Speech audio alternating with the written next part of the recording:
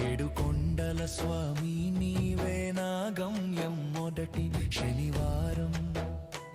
నా సంకల్పం చేశాను నీ పాదాల చెంత నా భారం వేశాను వెంకటేశ నా ప్రార్థన వినవయ్యా